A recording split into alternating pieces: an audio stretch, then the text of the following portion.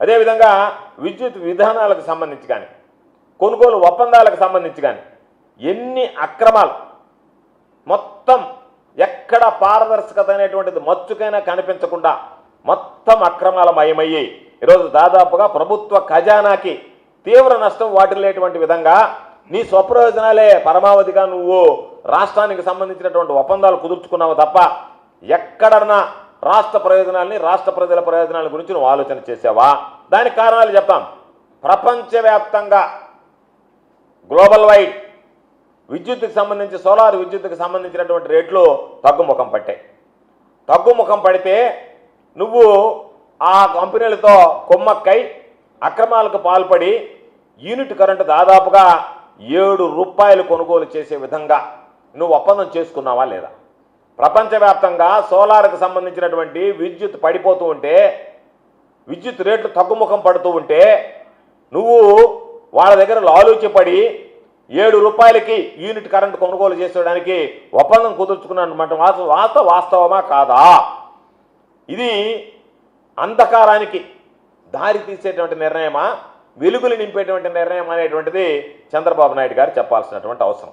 అందుకే చెప్పాం 2014 నుంచి 2019 మధ్య 8,000 మెగావాట్లకు సంబంధించి దాదాపుగా ఏటా 3,000 కోట్ల చొప్పున అధికంగా 25 సంవత్సరాలకి, అంటే తమరు తీసుకున్నటువంటి నిర్ణయం 75,000 కోట్ల పైగా భారాన్ని పెట్టినటువంటి నువ్వు నీ దురదృష్టి అది అని చెప్పుకోవాల్సినటువంటి పరిస్థితి. పీపీఎల్ సంగతి ఏం చేశావు? పీపీఎల్ విషయంలో కిలోవాట్ విద్యుత్తుకి ₹5.25 నుంచి ₹5.90 వరకు చెల్లించేటువంటి విధంగా నువ్వు ఆ రోజు ఒప్పందాలు కుదుర్చుకున్నటువంటి మాట వాస్తవమా కాదా? దానికోసం ఏం చేశావు? అవి నీకు లాభాన్ని ఆర్జించి పెడతాయి కాబట్టి ఒక పథకం ప్రకారం థర్మల్ విద్యుత్తుని తగ్గించడానికి ఆ థర్మల్ విద్యుత్ కంపెనీలు కానీ థర్మల్ విద్యుత్ ఉత్పత్తి కానీ ఉద్దేశపూర్వకంగా తగ్గించినటువంటి పరిస్థితి.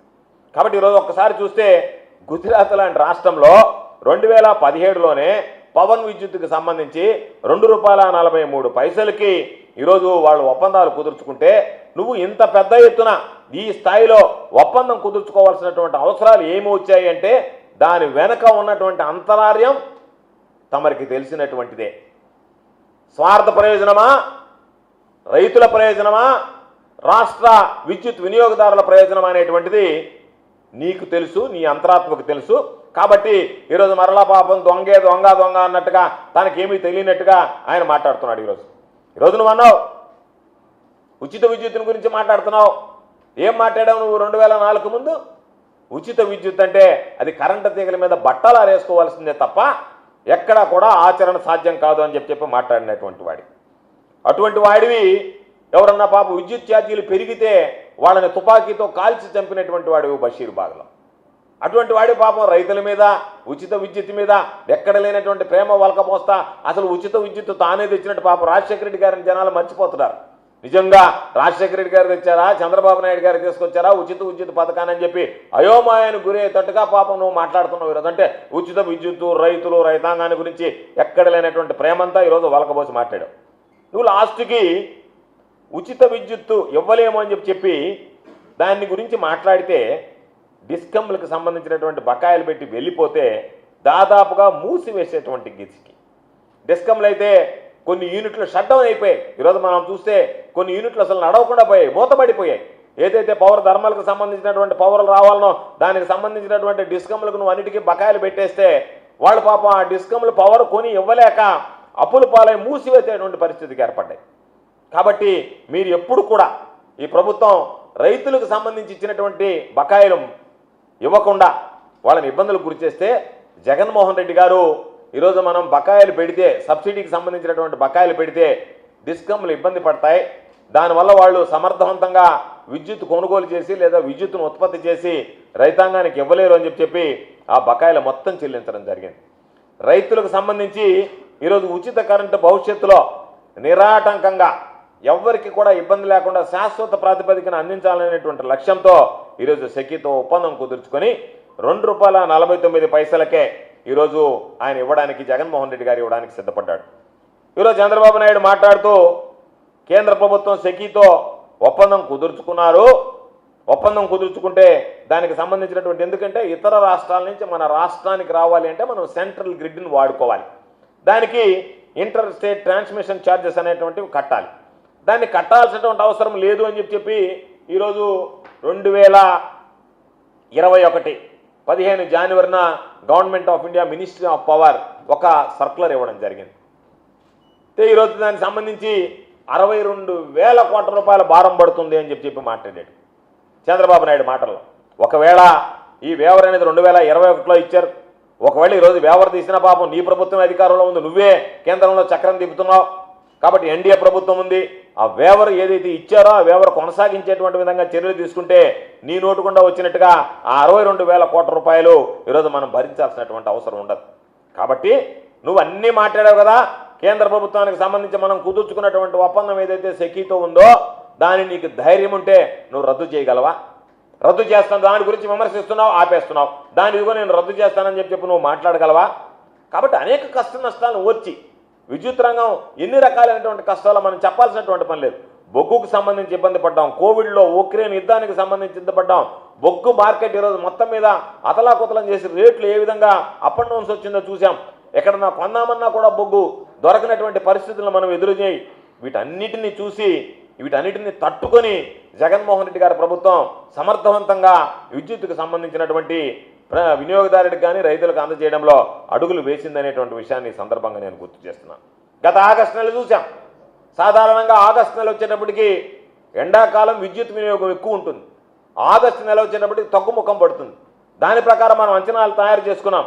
అంచనాలు తయారు చేసుకుంటే రోజువారీ గ్రిడ్ వేసవిలో ఏదైతే ఉందో రోజువారీ గ్రిడ్ డిమాండ్ 230 మిలియన్ యూనిట్లు అయితే దాదాపుగా మనం 170 నుంచి 185 మిలియన్ యూనిట్లకి ఆగస్టు నెలకు వచ్చేటప్పటికి తగ్గిపోతుంది అనుకుంటే ఏమాత్రం తగ్గకుండా ఈసారి విద్యుత్ వినియోగం అనేటువంటిది సాధారణంగా ఏదైతే వేసవ కాలంలో ఉంటుందో అదేవిధంగా దాదాపుగా రోజుకి 45 మిలియన్ యూనిట్ల నుంచి 55 మిలియన్ యూనిట్లు ఎక్కువగా ఈరోజు మనం వాడకానికి అవసరం వచ్చింది. వాటన్నిటికీ సంబంధించి అన్నిటిని అధిగమించి ఎక్కడా కూడా రైతులకు కానీ వినియోగదారులకు కానీ ఇబ్బందులు పడకుండా జగన్మోహన్ రెడ్డి గారి ప్రభుత్వం చర్యలు తీసుకున్నది. అదేవిధంగా ట్రూ అప్ ఛార్జీల గురించి మాట్లాడతా ఇవన్నీ నాకు తెలియదు, ఇవన్నీ నేను చూడలేదని నంగనాచి మాటలు మాట్లాడాడు. పాపం ఆ టెర్మినాలజీ ఆయనకు అర్థం కాలేదంట, కొత్తగా ఉందంట టెర్మినాలజీ వినడానికి. ట్రూ అప్ ఛార్జీలు అనేటువంటిది తమరే పాపం మర్చిపోయారా, లేకపోతే మతిమరుపుతో బాధపడతా ఈ విషయాన్ని కన్వీనెంట్గా పక్కన పెట్టారా? 2014 నుంచి 2018, 2019 వరకు తమరు దానికి తీసుకొచ్చినటువంటిది ఆమోదిత మరియు వాస్తవ పంపిణీ ఖర్చు అని చెప్పి ట్రూ అప్ ఛార్జీల నిర్వహణకు సంబంధించి వ్యయం, అదేవిధంగా తరుగుదలకు సంబంధించి మూలధనానికి సంబంధించినటువంటి ప్రతిఫలం వీటన్నిటికీ సంబంధించి ఆ రోజు తమరు తీసుకున్నటువంటిది ఆ వ్యత్యాసాన్ని ఏదైతే ఉందో ఈపీఈఆర్సీ ఉత్తర్వుల ప్రకారం ఇవ్వాలని తమర హయాంలో చేసినటువంటి నిర్ణయం, తమరు తీసుకున్నటువంటి నిర్ణయం, తమర హయాంలో ఏపీఈఆర్సీ ఇచ్చినటువంటి నిర్ణయం, తమర హయాంలో వచ్చినటువంటి బాధుడు. కాబట్టి నువ్వు మన ఎన్నికల్లో చెప్పావు ట్రూ అప్ ఛార్జెస్ అన్నీ కూడా నేను దాదాపుగా ఎత్తివేస్తానని చెప్పావు. మేము అడుగుతున్నాం, ఈరోజు ట్రూ అప్ ఛార్జీల గురించి మీడియా అడిగితే దాన్ని నేను తీసివేస్తాననేటువంటి మాట మాట్లాడకుండా దాటవేశావు. అన్ని విషయాలు ఏ విధంగా మాయ చేస్తున్నావో మోసం చేస్తున్నావో అదేవిధంగా ఇది కూడా మోసం చేస్తున్నావు మాయ చేస్తున్నావు అనేటువంటిది అర్థమవుతుంది. కాబట్టి ట్రూ అప్ ఛార్జెస్ని ఏదైతే ఎలక్షన్ టైంలో నేను తీసేస్తానని చెప్పావో దాన్ని తీసేసేటువంటి పరిస్థితి ఉందా? తీసేస్తావా? తీసివేయడానికి సిద్ధంగా ఉన్నావా? దానికి సంబంధించి స్పష్టంగా సమాధానం చెప్తే బాగుంటుంది. కాబట్టి దాదాపుగా మనం ఒక్కసారి చూస్తే ఈరోజు ఈ ప్రభుత్వం మొత్తం 2014 నుంచి 2019 వరకు నువ్వు ఉంటే నీ పదవి కాలంలో 5 ఏళ్లలో ఏపీఎస్పీడీసీఎల్కి సంబంధించి 13,255 కోట్ల రూపాయలు మాత్రమే సబ్సిడీ రూపంలో నువ్వు ఇవ్వగలిగావు, అంతకుమించి ఇవ్వలేకపోయావు. జగన్మోహన్ రెడ్డి గారు 2019 నుంచి 2024 వరకు ఈ 4 ఏళ్ల సమయంలో సబ్సిడీకి సంబంధించి 47,800 కోట్ల రూపాయలు ఇచ్చాడు. 47,800 కోట్ల 92 లక్షల రూపాయలు జగన్మోహన్ రెడ్డి గారు ఇచ్చినటువంటిది. 47,800 కోట్ల రూపాయలు జగన్మోహన్ రెడ్డి గారు సబ్సిడీ ఇస్తే తమర హయాంలో వచ్చింది 13,255 కోట్లు. దానిలో రైతులకు సంబంధించి ఉచిత విద్యుత్ బకాయిలు చూస్తే 43,744 కోట్ల రూపాయలు జగన్మోహన్ రెడ్డి గారు సబ్సిడీ రూపంలో చెల్లించింది.